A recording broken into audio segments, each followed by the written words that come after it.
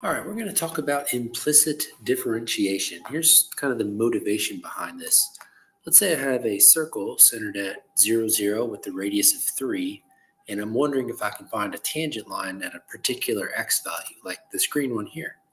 It looks like for that same x value, which looks a little bit more than 2, I could find another tangent line down there. So I've got two possibilities for tangent lines when x is a little bit bigger than 2.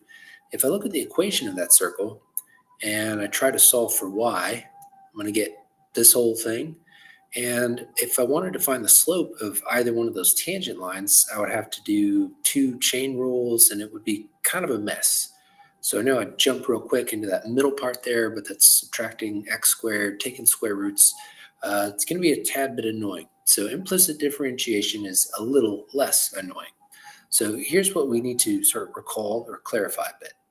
When we're using that Leibniz notation, the ddx, etc., the thing to keep in mind is the variable in our numerator is the one that we're differentiating. The variable in our denominator is what we're differentiating with respect to. Think of rise over run, change in y over change in x. One of them is the dependent variable, the other is independent. So for example, if I'm looking at dy dx, this is something we've seen several times. Y is being differentiated with respect to the variable x. I could also take the derivative of y with respect to some variable t, or the derivative of y with respect to some variable z. And I don't have to stick with y. I could even do the derivative of some variable t with respect to some other variable r. It's all about rates of change. They're relating different variables to each other by one being differentiated with respect to the other.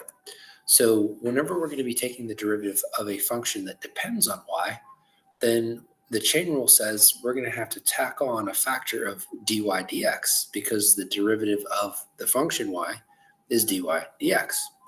What do I mean by that? Well, how's that going to look in practice? Let's suppose I have y squared.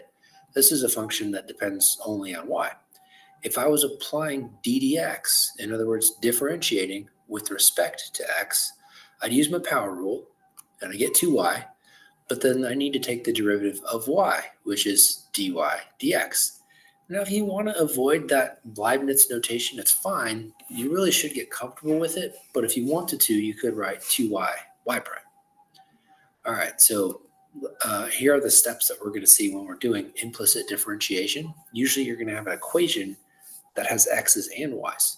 So in order to find dy dx, the first thing we're going to do is we're going to apply ddx to both sides of that equation. We're going to take the derivative of every single term, and then any function that depends on y, call it a y function, we're going to have a factor that has dy dx, and then we're just going to use algebra to solve for dy dx. So a quick example here to tie things together. I'm going to go back to that circle we had, x squared plus y squared equals 9. To find the slope of those two tangent lines at that same x value, which was a little bit bigger than 2, if I take that equation and I apply ddx to both sides, that means take the derivative with respect to x. I'm going to do the power rule with the x function, so 2x. And then just to show you how we're really using the chain rule behind the scenes, that's the same as dx dx plus 2y.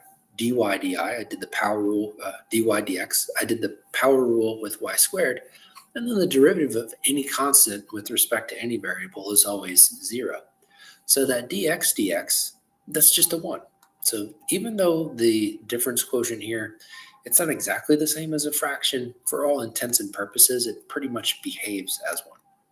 So I haven't solved for dy dx. Our steps are the following. The last step, solve for dy dx. So I'm at this step right here. I'm going to go ahead and subtract 2x, and then I can divide by 2y, and that tells me that dy dx equals minus x over y. What does that mean? Well, what that means for that circle, that the slope of any tangent line is going to be given by minus x over y. What I have to do is I have to plug in an x value and the corresponding y value. So technically, this is what we call a multivariable function. I needed to plug in two things in order to get one thing out. That should do it for now.